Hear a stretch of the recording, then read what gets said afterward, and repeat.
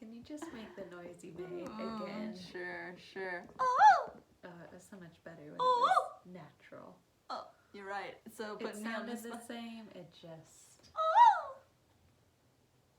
It reminds me of Jurassic Park, which I know makes you happy. It does. It makes me very happy inside. All right. How? What do you have this go around? What you gonna surprise us with? Can't stop thinking about that mirror in the shower.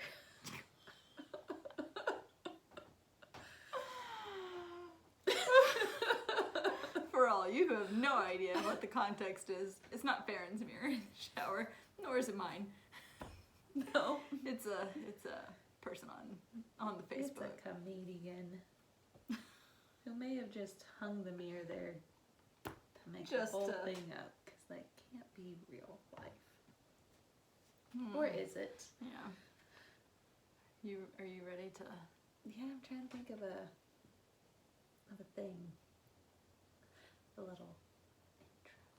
Right. 10. I thought you were gonna count down for a second. 9, 8. Oh, we're supposed to alternate. Oh, we can. What is it? Is it 10 leapers leaping? 10 leapers leaping. Is it even 10 lords a leaping in the song? It's 10 lords a leaping. Oh. 9, 10, a big fat hen. I don't know. There's nothing coming for number 10. Well. I'm still like, technology wasn't working today, y'all. Oh my gosh. Dell's trying to keep us from getting our word out to y'all. Is there a song about what's the word? A word up? Huh? It's a... Okay. Cotton Eye Joe. What does it even say at the beginning? Where'd you come from? Where did you go? Where did you come from? Let's just go with the... Which one? I don't know which one. I like that, but I think it's hilarious how no one knows what he's saying at the beginning. So I'm just gonna do the no one. Yep, I got you.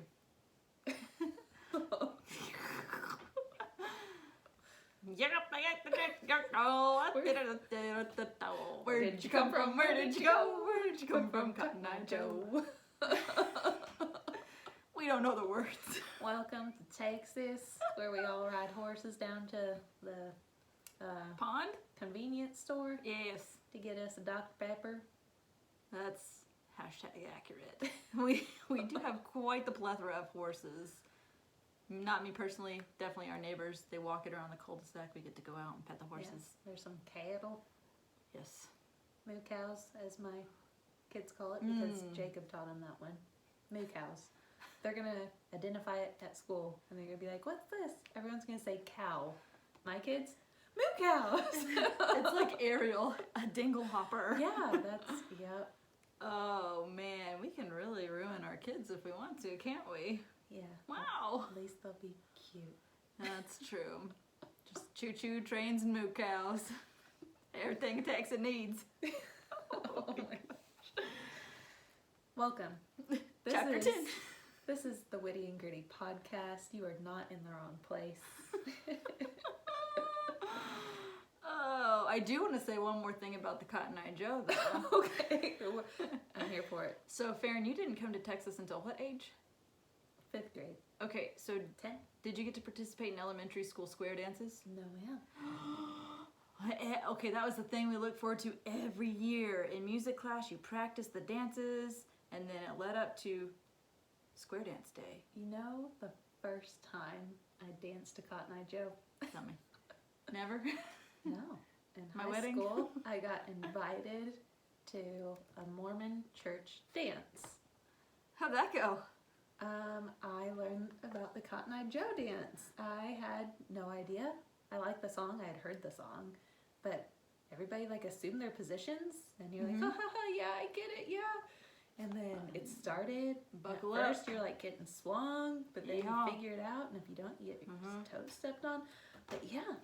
I just gotta say, me and Leah were the best Cotton Eye Joe dancers at Perung Elementary. We'll have it. We'll dance it right now. We'll do it. Leah, come on. Cause yeah, did y'all make like the big wheel? Yeah. Yeah.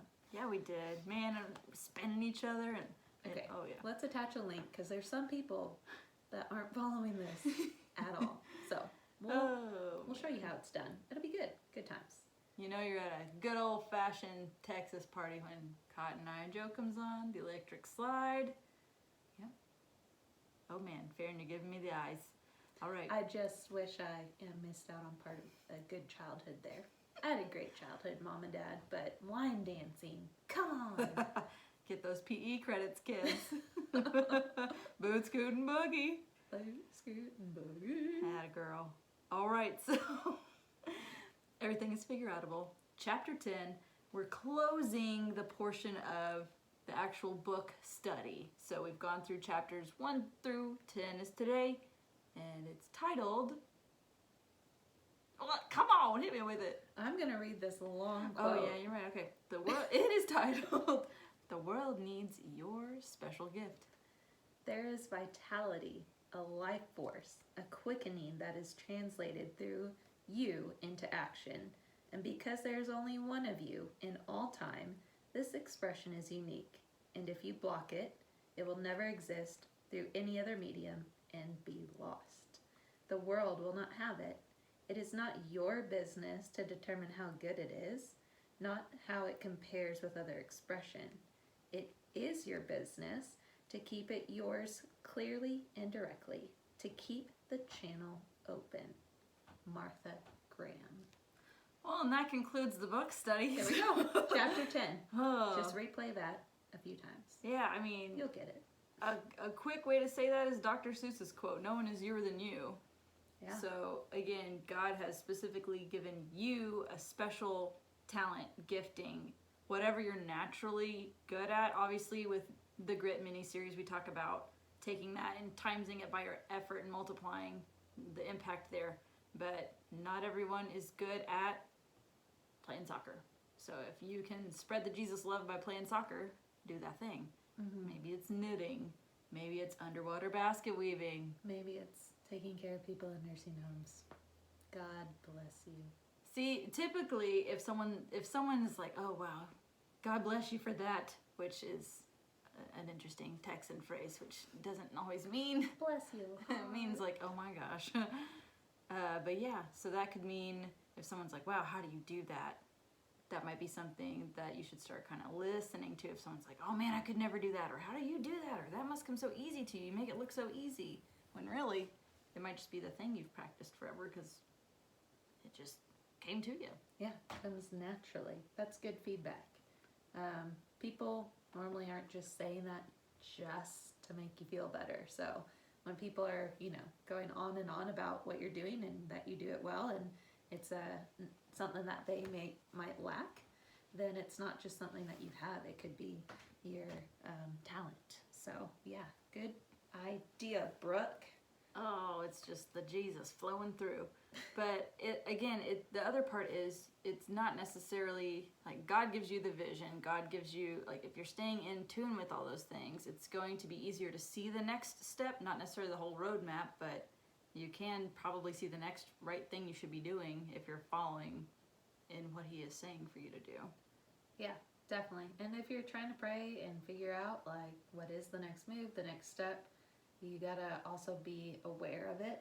Man, we haven't said this in a while. The I'm stupid prayer. Yeah. Yeah. I like that one. Yeah, so it's kind of like if you feel like God may be giving you signs, that they're signs for both choices or whatever. And you're like, door is actually clear-cut shutting in your face. Yeah. And you're like, I'm sure you've sent me some hints, but I got a lot of information in front of me. God, I need you to pretend I'm just stupid, the biggest idiot. Can you just give me something to help clarify it a little bit more? The Holy Spirit, I need a tutoring session. Just help me with this. Right. Man. Every time I prayed the stupid prayer, it's worked. Yeah. And that sounds crazy, but so for example, choosing what college to go to. There were several opportunities to go different places, but our family fasted for 24 hours. We spent one weekend going to the different schools to see the different opportunities, and it rained at every single school except for Austin College. And I know that sounds whatever, how that sounds to you, but we were diligently praying constantly for a clear-cut sign on where I need to go. What is my clear-cut path? And that, and it almost rained. We had our umbrellas ready. It looked like it was about to rain. It was the last school we went to, and we were about to be like, so we don't know where I'm supposed to go. But then it didn't rain, so we're like, oh, no-brainer. Boom. Yeah. And now look, you have me and I have you. That's right. And now we have this podcast. Isn't it crazy how all those pieces fall together? It sure is. And if I wouldn't have listened to that, then none of this would be happening right now. I would have 0 friends. Friends. Not many of us have them. I like the dance that you put with that. Oh, you know, gotta feel it. Gotta feel it. Feel it to believe it. Yes. Conceive, believe, achieve. Ooh, I hadn't heard of that one. Yes, because you hear like before you can achieve, you must believe. But then your mind conceives it, you've got to believe it, and then you can go achieve it. Oh. Was that like on a tax pencil? Taxes in the test we had to take. Yeah, tax as in toss, tax. Yeah. Star, whatever the state test is. Yeah. Do you remember getting the pencils? It's like shoot for your best, and I had a basketball eraser. So you went to one of them fancy schools. Capo. Fridge. Yeah. Oh my goodness. No, I didn't have pencils. Okay, well. Thanks for rubbing it in. That everyone lost them. That got me right in the childhood. Wow, okay, so the first section in this chapter is you are here for a reason. So a lot of people can be like, womp womp, that's cliche. But really, what if certain people quit and they were, I don't know what I was about to say with that. I was yawning, I couldn't save you. Save me! Let me erase it. Do I still have 2 dark marks under my chin?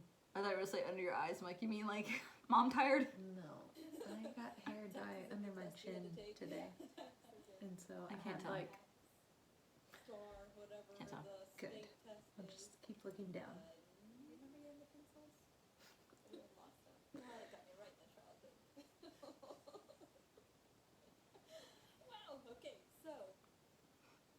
Erase everything else.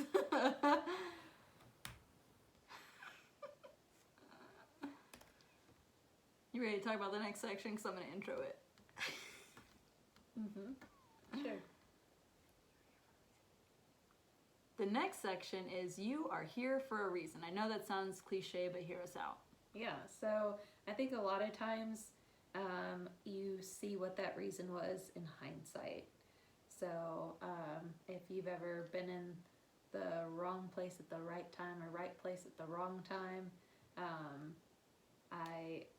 was it Stephanie's episode that one of her friends like had this feeling that God was telling her to call her, and little did this friend know that like Stephanie was like having a really hard time after having lost her mom and gone through the recovery from a car accident. And so anyways, sometimes you don't know what your purpose or motive is. You just kind of feel that calling or passion. And so you just keep following that. And then sometimes, I don't think you see it every time, but a lot of times you can probably look back on a reason or a purpose for having been somewhere or pursued something. Like my job, dyslexia was never on my roadmap, ever. But just continuing to follow my passion of helping like kids that struggle in school, I stumbled upon dyslexia, and now I'm obsessed with it. So everything, hindsight in my career makes sense, but I didn't have that knowledge moving forward. I didn't have dyslexia as my end goal. So I think the most important thing is that you keep moving forward and keep your conversation going with God, and make sure that it's in your skill set, something that you're passionate about, that you're good at, and that can help others. Right. So, Faren, you were talking about episode 18. That was our grief episode where we had Stephanie Frentress on. We'll link it in the show notes. But yes, like you were saying, we might not even know what the purpose is. We just feel called to do something, like Stephanie's friend who was so compelled she had to pull over off of the highway to call Stephanie. I don't know why I'm calling you. And then, like you said, that's exactly what Stephanie needed in that moment. So, again, that was definitely a mic drop. If you want to hear the last little bit of that episode, that's when we kind of talk about it. So that's episode 18. And then also you got to think, what if the thing that you overcame is someone else's roadmap? So if you, like Faren, in your interview episode, you talked about miscarriage openly on this episode or on this podcast. And because of that, whoever listens to that episode, that's going to carry to them. So like we have a friend, she's actually maybe like 35 weeks pregnant right now because she did what you did. And she didn't know those options, but because you spoke out about it, she was able to kind of go that route. Yeah, so I think a lot of times our audience might feel that we're speaking to the people that have a good grasp on life and they're looking to elevate. But I try to bring up many times that if you're in a low spot of life, that your elevation might be just getting to someone's normal, whatever that means for you. And so, yeah, I like what you said. Your battles could be someone else's roadmap. So if you find yourself that you're in a really low time, you don't think that you have a purpose or that there's anything better out there for you, I definitely challenge you on that. You can reach out to us here at the Witty Gritty Podcast. We'd be more than happy to help you look for that. But definitely just keep moving forward, keep close to God, and there is a reason. There's no way that someone is just there to like take up space and breathe oxygen. Right. So if you don't think you're there for a reason, then does that mean that you believe in the opposite, that there are people that don't have a purpose or potential? I think you could look at anybody and say that everyone has potential, but sometimes unlocking it or pursuing it can get tough, but there's a way around it. Right. So for the people who wanted to hear Faren's miscarriage episode, that's episode 36. But like you were saying, Faren, you might not know what your skill set is or kind of where your passion is or what your next step is. We have a passions and giftings finder. It's free for you. Just email us, message us, and say, hey, I want the passions and giftings finder, and we'll email it to you. So again, that's a great way to step out and kind of feel around what you think you might be interested in, and maybe the skill sets God's given you. It's going to help kind of point you in the right direction. Yeah, and we had what was the first book study that we did? 15 Invaluable Laws of Growth. Yeah, 15 Invaluable Laws of Growth. The advice given in one of those chapters was, if you're having trouble thinking about, your passions and purpose, to think about like your high school years and, what were you interested in late adolescence. There's just a lot of research that shows that when you might not, everyone has a different living situation, but don't have all the responsibilities of, being an adult, and you're still in an environment where there's a lot of education and opportunities, and you're being exposed to a lot of information in school, that the brain starts kind of finding its interest. So if you are further along in life, you might go back to, what was it that I was really interested in or thought I wanted to be, in high school? Yeah. And so there's something called a limiting belief. So that's some narrative you've gotten stuck in your head that may be keeping you from doing this thing. Like, oh, well, someone else is already doing this. Like, someone else already has a podcast about personal growth, or someone already is teaching dyslexia, or, oh, someone is already this whatever job it is. But okay, so Whataburger and Wendy's coexist. They both sell the same thing. Ready? Let's play a game. Places that sell hamburgers. Ready? Go. Whataburger. McDonald's. In-N-Out. Burger King. Wendy's. Scrumptious. Oh, that's a good one. And it's local. Look at you. Yeah. Shout out. So, Sonic. Sure. Chili's. Yeah. Any American chain. Yeah. And they are all still there. Yeah. It's all a burger. It's just burgers, meat, bun, bacon. The point is that you're doing it your way. So again, the way that you are delivering the message. Yeah, there are a million places that sell burgers, but some people are die-hard Whataburger fans, and there are some people who are like, I hate that, get it away from me. Mm-hmm. So again, it's you. Someone needs to hear your message. Yep. So then some people have the imposter syndrome. Oh, yes. Okay, so this section is overcoming the fraud factor, which that's a fancy way to say imposter syndrome, which is a fancy way to say you have limiting beliefs. So again, what is it that you're telling yourself that may not actually be true? So instead of listening to your inner critic, why don't you start telling it what you are? Gosh, like mom guilt. Imposter syndrome. I'm not a good mom. I can never be a good mom. I can't get anything right today. Yeah. Did you feed your kids? Yeah. Point for you. You had 3 kids, you fed them? Point. Great. You know, I heard that there's like 3 times of the day that like if you have a quality 5 minutes at least 3 times in the day, that like that's what kids remember. And one of them is when they wake up in the morning, and the other is when they go to bed at night.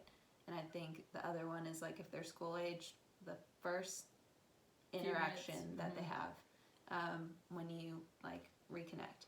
And so it doesn't have to be the 2 hours from the time they get home from school till dinner or whatever. That's the witching hour for everybody. Oh, Everybody just got done working hard. Just make the first 5 minutes quality, because that's the part they remember. So there are some nights that like I try to like give it my all when we're putting them to bed, even though the bedtime routine just drains me because I'm already exhausted. They never want to go to bed. They always want one more thing. You get up there and you offered them water. They say they're not thirsty. You get upstairs and they say, oh wait, I need a drink of water. And you don't want to be the awesome mom for the last 5 minutes of the day. You want to say, be dehydrated. yes, that's much nicer than what I was going to say.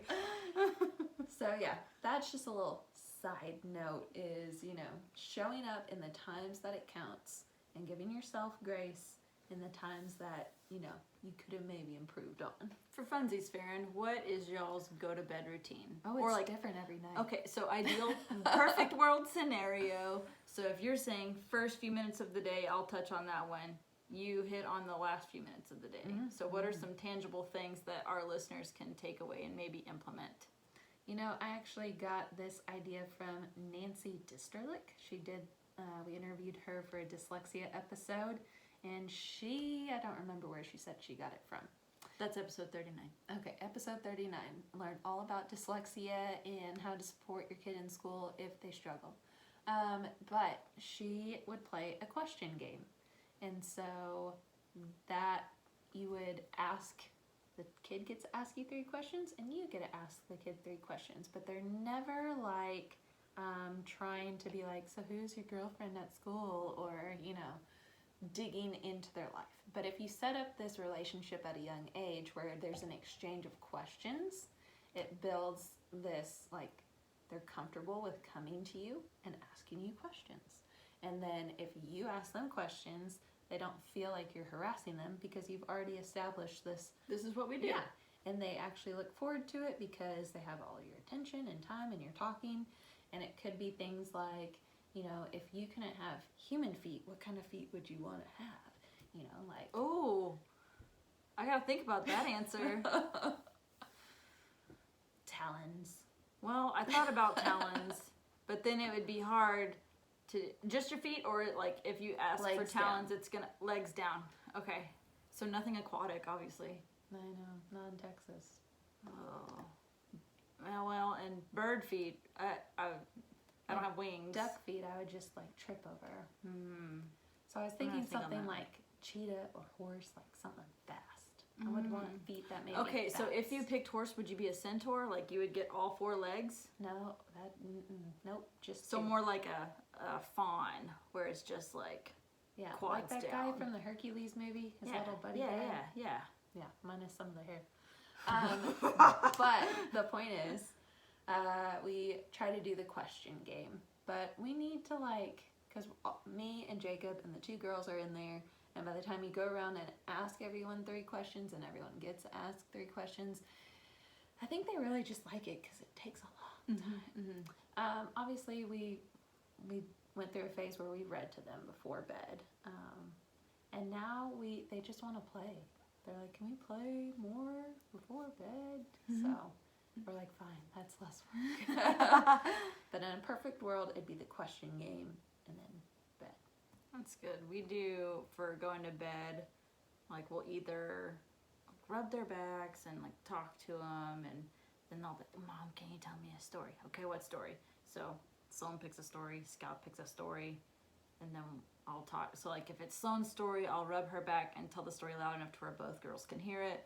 Switch over, same thing, and then I'm like moonwalking out, and they're like, can you sing us a song? And so I'm like, yeah, da da da da, and then I'll sing 2 songs, and they usually pick something short like Baba Black Sheep. Yes. Perfect. Hasn't been anything too long yet. That would be ours, but then it's like, have you seen that video where it's like the adult male is pretending to be the kid, and he's like, this is what it's like when your toddler's trying to go to sleep, and like stick their head around the corner, like, Mom. Yeah. And then it's that for a little bit, and it's fine. All right, morning. What do you do for the morning? Jacob does that. Jacob's got it. I get ready because this look takes some time. Fabulous. Usually have a show because they don't like to be like woken up and go. They don't do that yet. Maybe someday. They have like 30 minutes from the time that they're out of bed to needing to be in the car. And so they know that, I don't know, the show ends at a certain time, and they can hear the like end of the show song, and they know that when that ends, they gotta go potty, brush teeth, and then I come out at that right time and get them clothes, and they get dressed. We're in a different life phase. I like that. I like that. That's good. It's kind of like whenever so at one point in my classroom, I would play a certain song and the kids would have to go do a certain thing. So then all I had to do, eventually after teaching them this, all I had to do is like play 5 seconds of the song, and then stuff would get done. Woo, magic.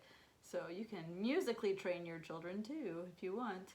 It beats screaming and yelling at them. Facts. So Morgan wakes up like a Disney princess. Literal Disney princess. Like he'll start singing 7 a.m. the usual morning lineup. I'm like, oh my gosh. And so I'm like, like if we made sounds when we woke up, Morgan's like, la da da da da, and I'm just like, rah rah rah rah. Facts.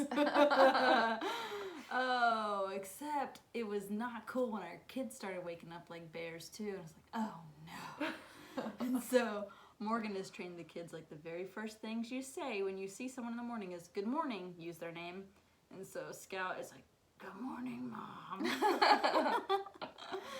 But, you know, we'll get there, and I've gotten better because I want to model that for my kids, so I'm having to do it. It also helps if you wake up before your kids, but that's a whole nother podcast for a whole nother day on getting up before everybody else. Well, I think we're just sharing some of our special mom gifts here. But I'll let you know, while these all sound like great things, we still have the imposter syndrome still, where we're like, golly, Mom guilt for I sure. need to be a better mom. Yeah. I yelled at my kids 18 times today. Oh, you win. I yelled more. I was being conservative. But yes, again, Rounding down. bottom line, everybody struggles with some degree of imposter syndrome. So you have to stop listening to the inner critic and start testing those thoughts like mom guilt. Okay, am I really a bad mom? No, I'm not. Am I really a bad parent? No. So again, you have to combat the lies in your head with the truth. So Yeah, like I'm not smart enough to go and do X or Y or Z. I had to finish it out. I gotcha. Can't help Yeah, it. you can learn anything. It just might take longer than you want. So how bad do you want to learn the thing? Mm-hmm. Yeah, and so she breaks it down into 3 points. Mm-hmm. And the first point is share the shame. So it's okay to admit that you're struggling with something or, having uncertainties.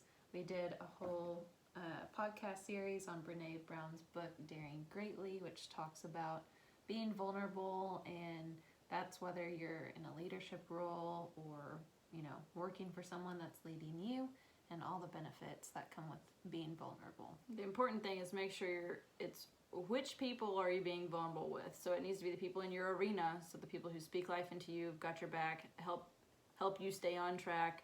So you're not going to just tell the internet whatever the thing you're thinking is. You're going to go, like for me, I'll say, Faren, I've really been struggling with mom guilt lately. I don't know what to do about that. And Faren's going to be like, no, Brooke, you're totally awesome. Like, yeah, that's right. Thanks, Faren. So, yeah, that's how that will work. You taught the kids the water cycle this week. Moving, cause I'm the water cycle. No? Rhythm, Rhyme, Results, guys. Look it up. They have 4 albums that hit all core subjects. I mean, there's like photosynthesis. Let's get into this. So you can learn about like all the nerd out. Let me nerd out. So. All right, and then I do like the next one. It says start a hype file. Do you have anything like this? So I think a lot of teachers do. Like the notes they get from kids are like, oh my gosh, favorite teacher ever, you changed my life, that kind of stuff. They keep those, and then when they have that one Scrooge who's like, you're awful, I'm gonna blow your name up on the internet, then you can be like, no, look at all these times I am great. So you need something to rely on whenever the chatty chattersons start chatting. Yeah. So if you're dealing with mom guilt, you might have a photo roll, a photo album where it's like all the things that where you have shown up and you've had great days. So that way if you have a bad day or two and consecutively, you're able to go back, and the whole idea is that you're going to combat these lies with truth. So same thing, if you feel like, oh, I can't achieve this goal or go after this dream because it's going to be hard, then you would start like compiling all the things that you've gotten through that were hard, that maybe you didn't think you could get through, but you did. So you just want to find, again, truth that combats the lies that are creeping into your mind. The third point she gives is shine your light out and not in. So you need to think like a flashlight. So make sure the spotlight's not on you. So if you are like, oh my goodness, I'm so bad at this, or who am I to be teaching this thing? Shine the light on other people like, no, I am good at this thing and this person needs it. I am good at recovering from alcohol, so this person needs it. Or I am good at battling this addiction, so this person needs it. So we don't, and we might not know who that person is, but we know that since we've overcome something, we can help someone else overcome it too. Yeah, chances are whatever you want to pursue is going to benefit other people in some way. And so, like you said, Brooke, focusing on that, focusing on your why, as opposed to you and your, insecurities, prioritizing others, that can help also overcome the fraud factor. The next section she talks about, it's life-changing advice from the dead. So you always hear all these times, like their last words are, oh, I wish I would have done this. And there's that book where it's like the top 5 regrets of the dying, that it was a nurse who wrote the book, and she took and wrote down all the things that they were regretting. So it's heard out, the most common thing was, I wish I had the courage to live the life true to myself and not what others expected. Or I wish I wouldn't have worked so hard, or I wish I would have expressed my feelings, or I wish I would have stayed in touch with this person, or I wish I would have lived a happier life doing blank. Yeah. So, there it is. The research is done. You know what it could be like at the end of your life. And so you have that knowledge, that foresight. So what are you going to do with it? What's that quote about, like, when you know better, you do better? Know better, do better. Yeah. That's just how I say it. Yeah. So what are you still doing even though you can't stand it? Or what are you doing right now? You're doing it because you're trying to seek approval of someone. Again, make sure it's obviously you're doing the things obviously aligned with what Jesus says, but is there something you're doing just to, because I said that I would, so I'm going to do it, or now I've dug my heels in, or I'm going to do this thing because I'm going to prove this person wrong. That person probably is not even thinking about you right now, just FYI. Maybe there's a business that you started and you're sticking with it just because there are people that said you wouldn't make it. But you don't even like what you're doing. Yeah, you're only in it to try to prove these people wrong. And you know what? No matter what you do, there's going to be people that are like, I don't think that's a good idea. So you can't make everybody happy. Right. You're not pizza. I think I've told the donkey story before, but my girls have even started pointing out the donkey story. What is this? The donkey story is that a man and his son took a donkey to market to sell it, and they were both walking down the road, and some passerbyers were like, oh my gosh, they're both walking and they have a perfectly good donkey. Why aren't they riding the donkey? And so the son gets on it, and they pass by some people, and they say, oh my gosh, that boy, he's so young and he's making his old father walk. And so the boy gets down and the father gets on. And then they pass some more people, and they're like, oh my gosh, that man is making his poor young son walk this whole way. So then they both get on the donkey. Well, then they pass some more people, and they're like, oh my gosh, that poor donkey, I can't believe they're both riding on the donkey. So then they figure out a way to carry the donkey by latching its legs up to like this big stick. And so now there's people really laughing at them, like, why are they carrying a perfectly good donkey on this, like, upside down, hanging on this large branch? So they have to cross a river. And when they do, they lose hold of the donkey. And so the moral of the story is, Don't have a donkey. don't try to please everybody, otherwise you'll lose your donkey. So it's just like, you can't make everybody happy, and in that process you're gonna lose what you value. So I like That's a good that one. story. Look at you. I hadn't heard that. Yes. Look at you. Full of I wisdom. did not make that one up, people. No intellectual property theft here. No. I'm sure it's written down somewhere though. Very good. Very good. Also, just remember, God is going to equip you. So if he's called you to do something, he's going to give you the skill set, or he's going to send the right people at the right time. I always go back to Moses because it's the easiest one in my head right now. But God was like, all right, Moses, you're going to go free the Israelites from the Egyptians. And he's like, huh? And he's like, yeah, just go on and go talk to Pharaoh. He's like, well, God, I stutter, so I don't want to do that. He's like, great, so I'm going to send Aaron with you. He doesn't stutter, so you'll be fine. Any other questions, problems? What else can I do? You're not getting out of this. Right, again, or just like Jonah and the whale. I need you to go to Nineveh and tell the Ninevites about me. No thanks. So he gets on a boat, goes in the other direction. Storm comes, he goes over the edge. A whale, or a large fish, swallows him up and spits him out in Nineveh. And he's like, well, crap. I guess I better go do this thing. Yes. Man, there's just so many examples too. And even if you think to where you are today, like, was it really an accident? Or the people that you happen to meet, I like thinking about that kind of stuff because it was his plan all along.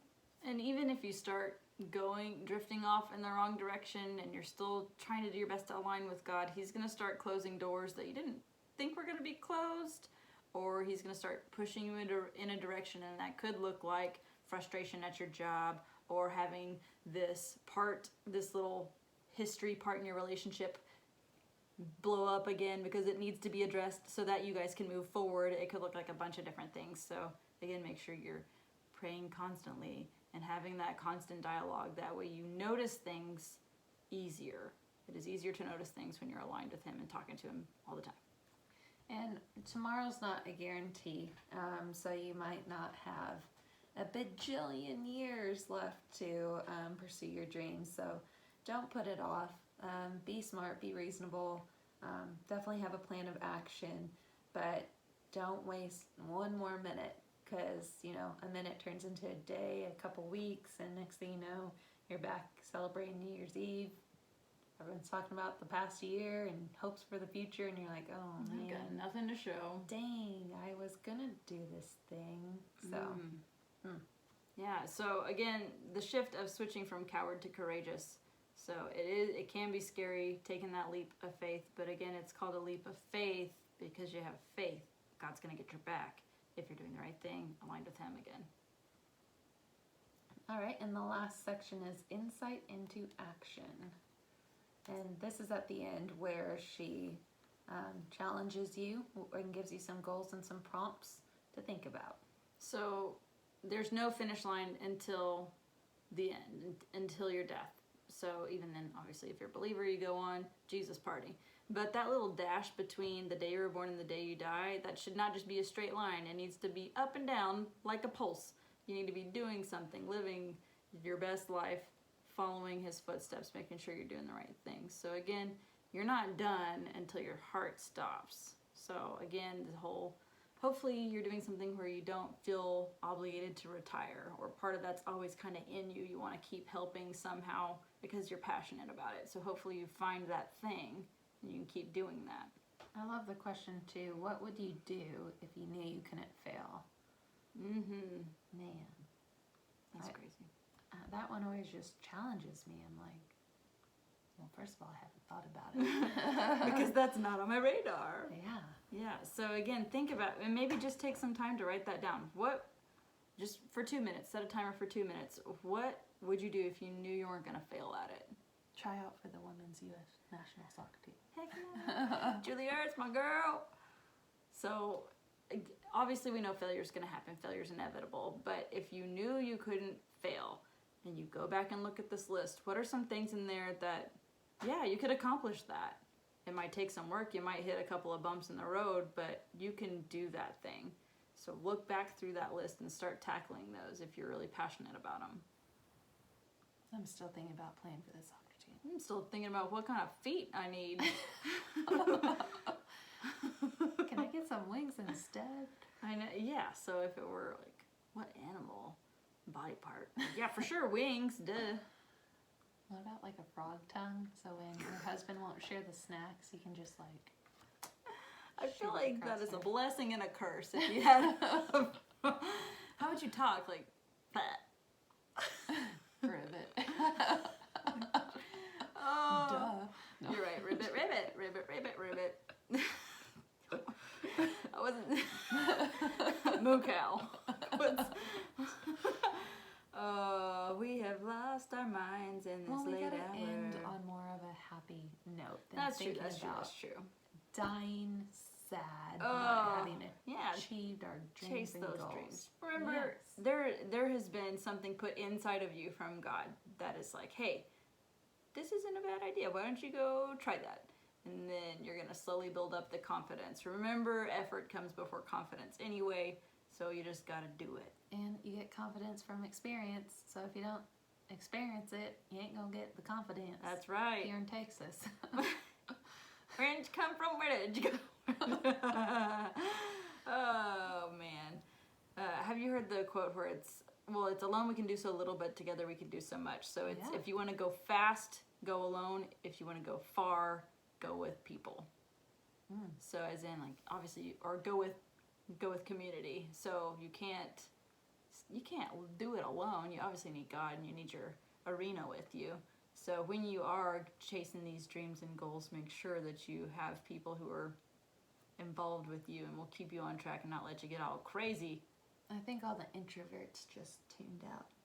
Come back. Introverts, though, the good thing is that we provide this community for you from like a digital, virtual platform. So you can be like a part of it, but then you put your device away and you get as much alone time as you'd like. I like it because it's hitting all the levels of introverts too. So you can just have us in your ears, or if you want to see our faces, you can go to the YouTube channel, or if you want to interact a little more, you can get the freebies and turn in your homework and write us and we'll write you back. I mean, there's different levels to this, so start where you're comfortable, but definitely grow yourself. Grow yourself. No, show yourself. Yeah, but grow yourself. It does say grow in there, though. I don't know. Yeah, we'll fight about it later. Just kidding. Oh my goodness. The very end of the book, she talks about how you can build your figureoutable force field. And it's just things like lifting each other up, invest in figureoutable friends. So again, people who are like-minded like you instead of having all these limiting beliefs. And just other couple of tips and tricks in there. So make sure you grab your copy of the book. We'll link it into the show notes in case you want to snag that. So coming up next, we have our 3 interviews, and it's going to be jazzy. Yes, I'm looking forward to it.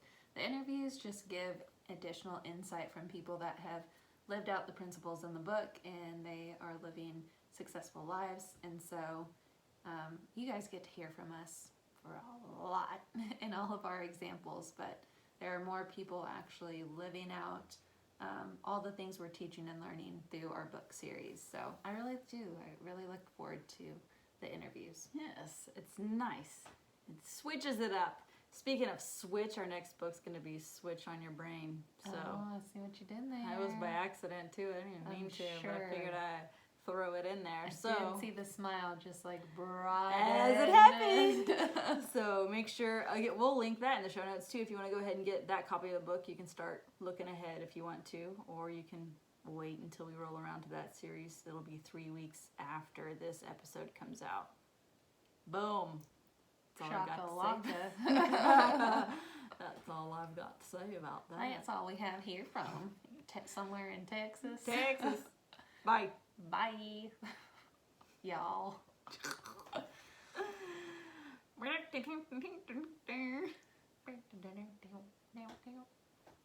Stay weird, people.